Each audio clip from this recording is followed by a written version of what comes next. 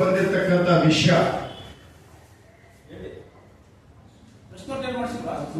ಬರ್ತಾ ಇದೆ. 2024ರಲ್ಲಿ ಲೋಕಸಭಾ ಎಲೆಕ್ಷನ್ ಬರ್ತದೆ. ನಾನು ಬೆಂಗಳೂರು ದಕ್ಷಿಣ ಕ್ಷೇತ್ರದಿಂದ ನಾನು ನಾಗರಿಕ. ಅಲ್ಲಿ ರಾಮಲಿಂಗ ರೆಡ್ಡಿ ಅವರ ಮಗಳು ಸೌಮ್ಯ ರೆಡ್ಡಿ ಅವರು ಕಂಟೆಸ್ಟ್ ಮಾಡ್ತಾರೆ. ಹವಾ ಇದ್ದಂತ ಕಾಂಗ್ರೆಸ್ ಹವಾ.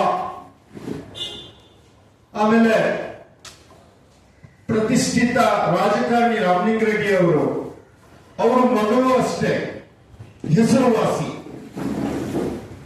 2,70,000 ಮತಗಳ ಅಂತರದಿಂದ ಸೋಲ್ತಾರೆ ಅವರು. ನಾನು ಒಂದು ಫೇಸ್ಬುಕ್ ನಲ್ಲಿ ಒಂದು ರಿಪೋರ್ಟ್ ಮಾಡ್ತೀನಿ. ನನ್ನ ಕೈನಲ್ಲಿ ಸೌಮ್ಯ ರೆಡ್ಡಿ ಸೋತಿದ್ದು ಅರಗಿಸ್ಕೊಳ್ಳೋದಕ್ಕೆ ಆಗ್ತಾ ಇಲ್ಲ. ಇಲ್ಲೆಲ್ಲೋ ಏನೋ ನಡೆದಿದೆ ಮರ್ಮ. ಸರಿ, ನಾವ್ ಅನ್ಕೊಂಡ್ವಿ, ಸುಮ್ಮನೆ ಆದ್ವಿ. ಕಾರಣ ಇಷ್ಟೇ, ಬಡವನ್ ಕೋಪ ದವಡೆಗೆ ಮೂಲ ಅಂತ ಹೇಳ್ಕೊಳ್ತಾರೆ. ಅಷ್ಟಕ್ಕೆ ನಾವು ಬಿಟ್ವಿ.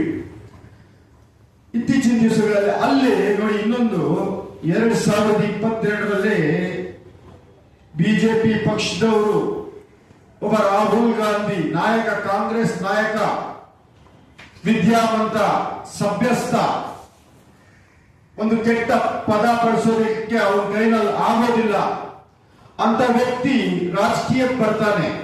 ಎಲ್ಲರೂ ಹೇಳ್ತಾರೆ ಅವನೊಬ್ಬ ರಾಜಕಾರಣಿನ ಲಾಯಕ್ಕಿಲ್ಲ, ಅವನು ನಾಯಕತ್ವಕ್ಕೆ ಲಾಯಕ್ಕಿಲ್ಲ ಅಂತ ಹೇಳ್ತಾರೆ. ಆ ಸಮಯದಲ್ಲಿ ಆ ವ್ಯಕ್ತಿ